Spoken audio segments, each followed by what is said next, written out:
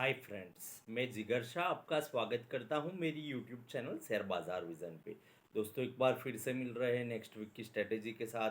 Next week में बाजार कैसा रहेगा अनुमान लगाने की कोशिश कर रहे हैं। जनरली हर वीक हमारी एक पोजीशन निफ्टी की बेस की होती है।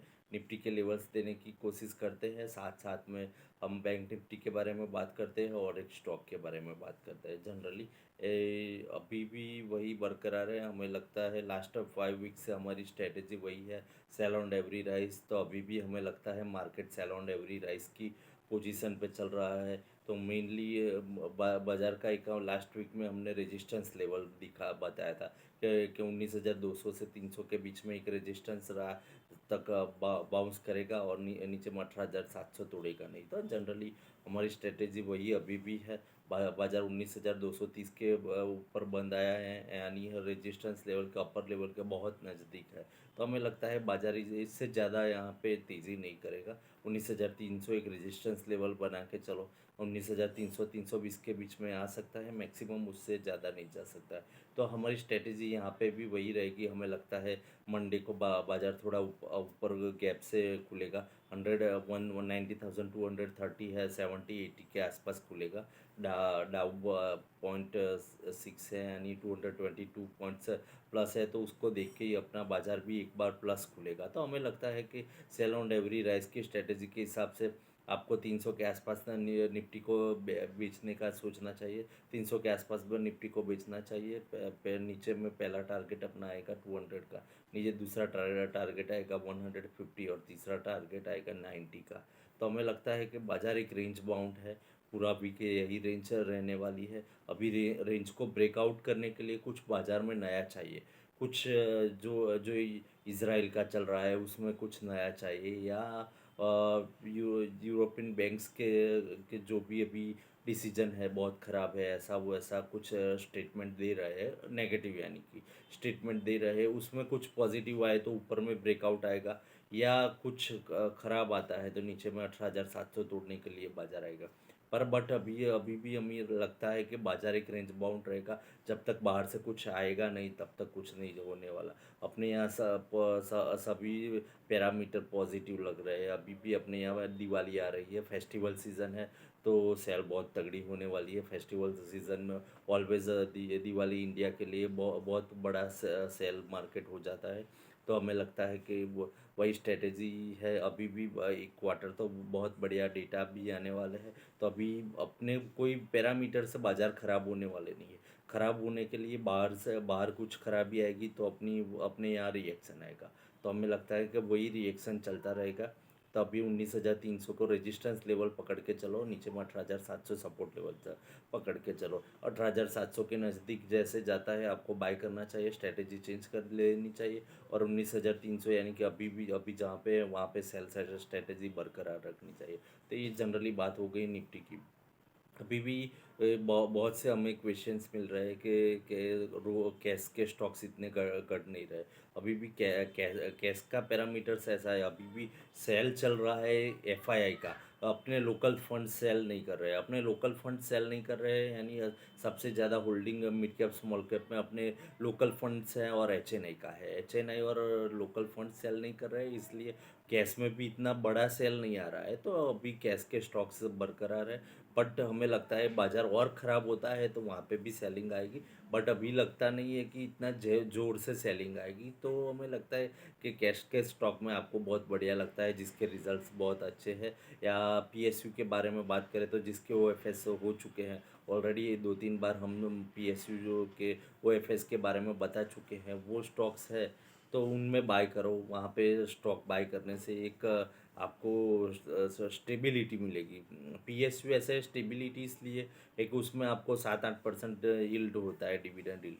तो आपके पैसे कहीं पे जाने वाले नहीं है। 6 7 6 8 महीने नहीं चला मार्केट और पड़ा पड़ा रहा आपका भाव भी, तो आपको नुकसान नहीं है। डिविडेंड से आपका इंटरेस्ट गैप जो भी होगा वो कवर हो जाएगा। तो जनरली हमारी राय वही है कि बाज़ार में आप बहुत से हमने स्टॉक ऑलरेडी अभी 6 7 स्टॉक्स ऑलरेडी दे चुके हैं कि ऑल ऑल टाइम के लिए बाय कर लो। ऐसे उसमें से कोई सिलेक्ट करके करो तो भी बढ़िया है। बाज़ार में हमें लगता है कि अभी भी बहुत चांसेस मिलेंगे, बट अभी अभी भी चांसेस के लिए हम ट्राई कर रहे हैं कि कुछ बढ़िया स्टॉक करेक्शन के साथ मिले, वो आपको सजेस्ट करें। इसलिए लास्ट वीक में भी हमें नया सजेशन आपको नहीं दिया, इस वीक में भी कोई अपना नया सजेशन नहीं है, बट वेट करते हैं।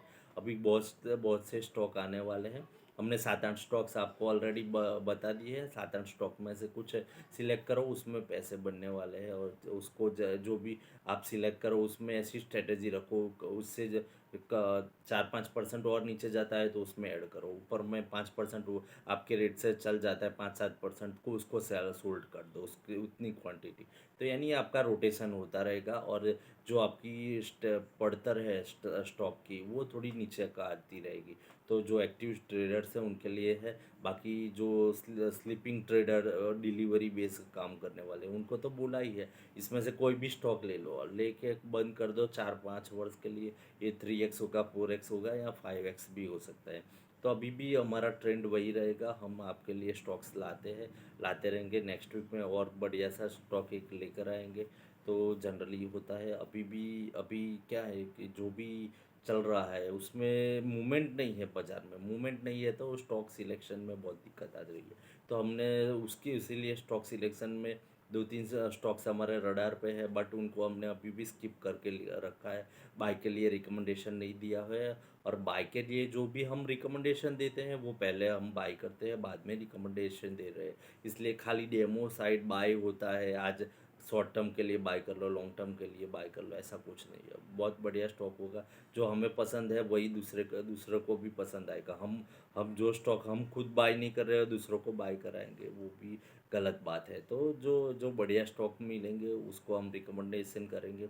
अभी भी एक हमारे रडार में है रिलायंस इंफ्रा, 180 के आसपास है। उसको हम ट्रैक कर रहे हैं हमारे पैरामीटर्स पे। अभी कई पैरामीटर्स पे ट्रैक हो चुका है, अभी देखते हैं उसमें एक बाउंस बैक हमें पॉसिबल ही लग रहा है, तो हम उसको रिकमेंडेशन करने के लिए सोच रहे हैं। ऐसे बहुत से स्टॉक्स है। तो जो आपके लिए बढ़िया है, हमने आइडिया सजेस्ट किया था। आइडिया 9-10 के रुपए के बीच में हमने बाय रिकमेंडेशन दी थी। अभी भी 13 रुपये के आसपास, 13-14 रुपये के बीच में आ गया है। अभी लगता है 17-18 रुपये तक जाएगा। तो ऐसे बहुत से स्टॉक्स है, हम जो रिकमेंडेशन कर रहे हैं चल रहे हैं, बट हम हर स्टॉक की अपडेशन देना नहीं समझते, क्योंकि हम यहाँ पे सजेशन दे रहे हैं 3x 4x और 5x। तो या अपना स्टॉक सजेस्ट किया, 10-20% चल गया तो बोलो कि या हमने हमने बोला था और चल गया, ऐसा नहीं है। हम जो भी स्टॉक से रिकमेंडेशन कर रहे हैं 10 साल के लिए, 5 साल के लिए ले लो, 10 साल के लिए ले लो। आपका 5 टाइम्स पैसा, 7 टाइम्स पैसा बनना चाहिए। पैसा बनेगा तो ही आपको मजा आएगा बाजार में, बाकी तो ट्रेडर्स के लिए कुछ नहीं है।